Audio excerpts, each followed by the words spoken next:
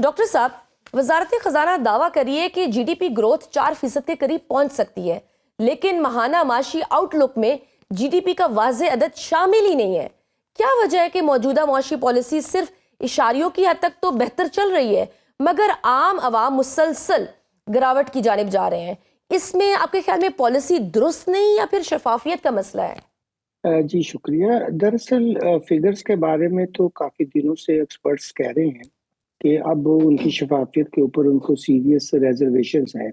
मगर दूसरी जानब ये बात तो बिल्कुल दुरुस्त है कि जो इस वक़्त लोगों का मेयार ज़िंदगी है, वो तो बहुत ही नीचे की तरफ जा रहा है, क्योंकि उनके जो रहने-सहने का खर्चा है, वो इतना ज़्यादा हो गया है। इसके बारे में आपको याद होगा कि पिछले ही दिनों एक सर्वे के अंदर खुद हुकूमत ने ये माना कि अब तो 67% जो है आमदनी का हिस्सा उनके रोज़मर्रा की अशिया और बिजली के बिल वगैरह देने खर्च होता है, और लोगों के पास कोई डिस्पोजेबल इनकम ऐसी नहीं रही कि वो बेचारे अपना गुजारा भी दुरुस्त तरीके से कर सके। और इसी वजह से जो हमारी मिडिल क्लास है वो भी सिकुड़ कर अब गुर्बत की तरफ जा रही है। तो ये तो बिल्कुल नहीं हो सकता कि अगर कोई मईशत तरक्की कर रही हो तो फिर वहाँ पर कैपिटा इनकम तो ज़रूर बढ़े, लोगों की हालत तो ज़रूर दुरुस्त हो।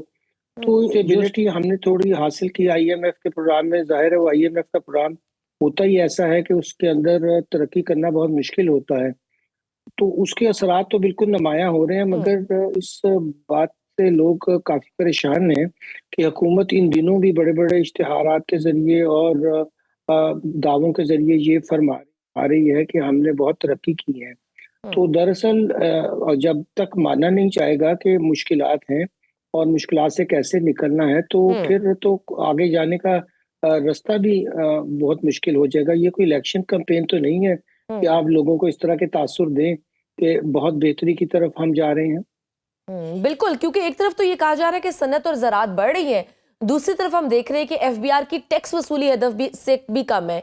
तो क्या ये इस बात का सबूत नहीं कि ग्रोथ कागजी है, सिर्फ बातें हैं? जी, बिल्कुल दुरुस्त फरमाया आपने। देखिए, अगर वाक़ई ग्रोथ होती तो फिर एफबीआर के जो बजट थे, जो वैसे भी इन्फ्लेशन के ज़रिए अगर एडजस्ट करें हम, तो जो ग्रोथ वहाँ 14-15% आ रही होती तो एक नेचुरल फिनोमेना होता है, तो वो तो फिर आनी चाहिए थी। इससे भी बिल्कुल अंदाज़ा हो रहा है।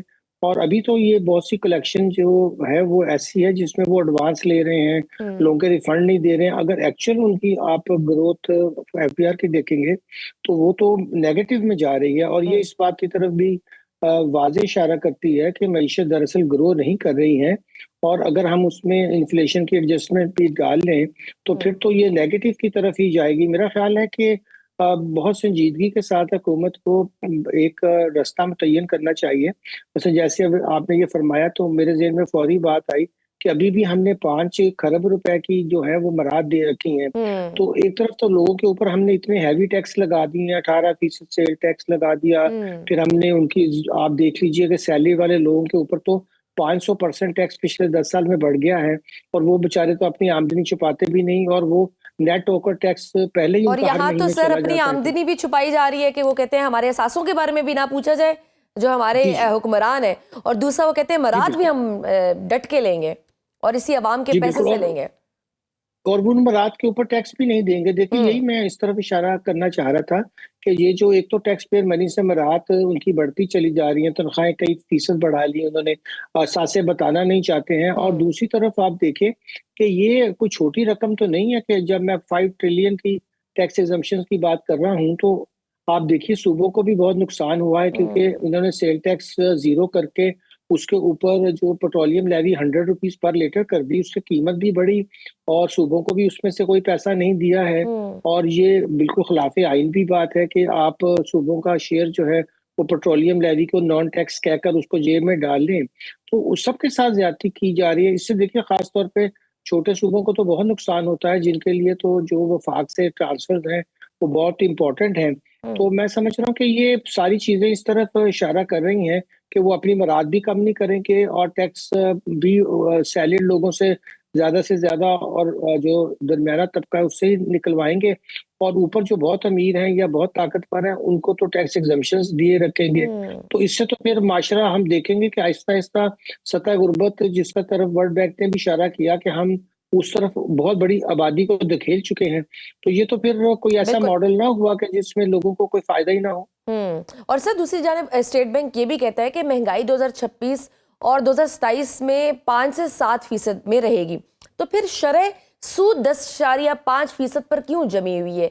क्या ये ओवर टाइट मॉनेटरी पॉलिसी नहीं, और इस शरह सूद का पाकिस्तान में ताजरों और स्पेशली इंडस्ट्री पर क्या असर पड़ेगा? देखिए, ये शरह सूद का मसला पाकिस्तान में इसलिए ज़्यादा परेशान कुन हो जाता है कि हमारी जो इन्फ्लेशन है वो एक तरफ तो अब 5-7% इसलिए भी तो नज़र आ रही है कि कीमतें पहले एक बहुत बड़ी सतह पर चली गई थी। हम्म। दरअसल इन्फ्लेशन जो हम मेज़र कर रहे हैं, ये तो ये कह रहे हैं कि अभी भी 5 से 7% की रफ्तार से इज़ाफ़ा हो रहा है, ये नहीं कह रहे कि कोई उसमें बेहतरी आई है। और आपको याद है कि जब 2 सालों में 40% से भी ऊपर हमारी इन्फ्लेशन गई, तो उससे चीज़ों की कीमतें तो एक दफ़ा बहुत ऊपर जा चुकी हैं। हम्म। अब वो जो एक तरफ से कॉस्ट ऑफ लिविंग जिसे कहते हैं, ज़िंदगी गुज़ारने का जो कॉस्ट है, वो इतनी बढ़ चुकी है और लोगों की आमदनी में इज़ाफ़ा नहीं हो रहा है। और हुकूमत के जो मामलात हैं, वो कुछ इस तरह के हैं कि अगर आज तेल की कीमत जो है दुनिया में 60-65 से थोड़ी-सी भी ऊपर जाए, तो फिर एक दफ़ा इन्हें बहुत बड़ा झटका आएगा, क्योंकि हम इतना ज़्यादा इम्पोर्ट कर रहे हैं। तो स्टेट बैंक का ये आइडिया है कि अभी कोई ऐसे हमने बेहतर हालात नहीं किए हैं कि जिसकी वजह से अगर हमने एकदम से अगर ये डिस्काउंट रेट नीचे किया तो फिर बहुत बड़ी इंपोर्ट शुरू हो जाएगी। हम्म। अभी इंपोर्ट को डिस्करेज करने के लिए भी ये बहुत ऊपर रखा हुआ है। लेकिन दूसरी तरफ हम ये कह सकते हैं कि जो सनअती तरक्की नहीं हो रही है या बिल्कुल ख़त्म हो गई है और स्टैग्नेंट है, उसकी एक बहुत बड़ी वजह यही है कि दरअसल उन्होंने इस तरह की चीज़ें करके जिसमें उन्होंने डिमांड को बहुत सप्रेस किया है, और उसी हम्म। वजह से हम देखते हैं कि एक तो हमारी शरह नमू कम हो रही है और दूसरी तरफ कारोबारी लोग इतनी शरह सूद पे काम नहीं कर सकते हैं, तो बहुत से ले ऑफ हो रहे हैं और फैक्ट्रियां बंद हो रही हैं।